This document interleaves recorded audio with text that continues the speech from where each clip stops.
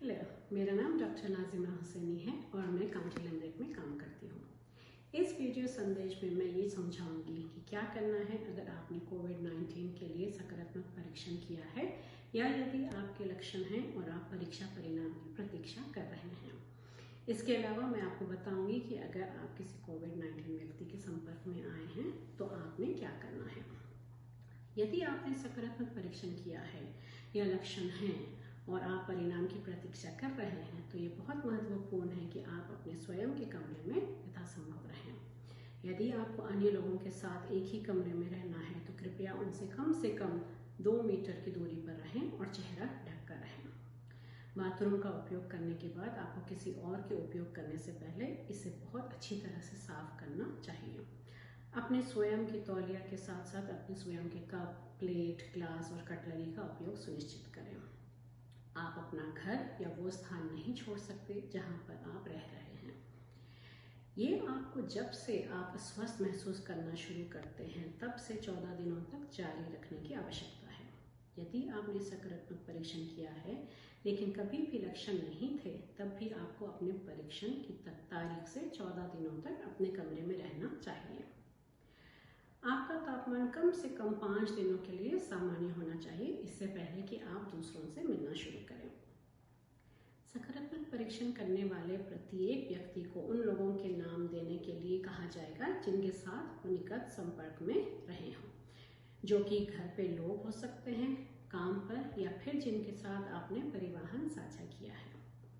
यदि आपने किसी के साथ 2 मीटर से कम दूरी पर कम से कम 15 मिनट साथ बिताए हैं तो वे एक निकट संपर्क कहलाएंगे। कोई व्यक्ति उन लोगों को कॉल करेगा और उन्हें बताएगा कि वे घर पर रहें और परीक्षण करवाएं। इसका कारण कोविड-19 के आगे प्रसार को रोकना है। ये सुनिश्चित करने के लिए हर संपर्क को सूचीबद्ध करना बहुत महत्वपूर्ण है कि वे बिना एहसास किए दूसरों को वायरस नहीं दे रहे हैं। ज़्यादातर लोगों को कम से कम दूर रहने के लिए कहा जाता है, या तो वे सकारात्मक परीक्षण किए हैं या तो सकारात्मक परीक्षण करने वाले किसी व्यक्ति के संपर्क में हैं। सरकार से प्रति सप्ताह €350 की बीमारी लाभ भुगतान के हकदार हैं। आपका जीपी इसके लिए सोशल वेलफेयर सर्टिफिकेट की व्यवस्था करेगा। ये टेलीफोन के द्वारा आयोजित किया जा सकता है। कृपया सर्जरी में ना जाएं। यहाँ तक कि अगर आप पहले से किसी जीपी के साथ पंजीकृत नहीं हैं तो भी आप किसी भी जीपी को फ़ोन पे बात कर सकते हैं और वो आपकी मुफ्त में मदद करेगा। क्योंकि आपके घर से किसी को भी दुकानों पर नहीं जाना चाहिए, आपको खाने पीने की चीज़ों के लिए मदद लेनी होगी। शायद एक दोस्त जो कहीं और रहता हो वो आपके दरवाजे पर ख़रीदारी छोड़ सकता है, या आप एक सुपरमार्केट से ऑनलाइन ख़रीदारी का उपयोग कर सकते हैं।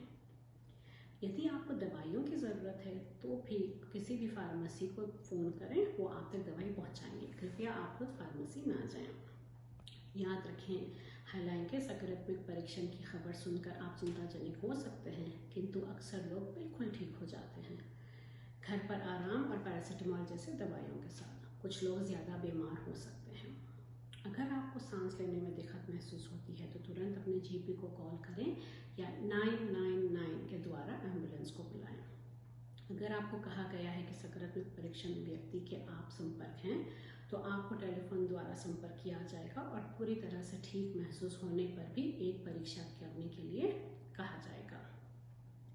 यदि पहला परीक्षण नकारात्मक है तो आपको आमतौर पर अगले सप्ताह दूसरे परीक्षण की पेशकश की जाएगी। परीक्षण थोड़ा असुविधाजनक है लेकिन केवल कुछ सेकंड लगते हैं। एक कॉटन बड इस तरह आपके मुंह और नाक में कुछ देर के लिए रखा जाता है। ये प्रक्रिया पूरी तरह से सुरक्षित होती है।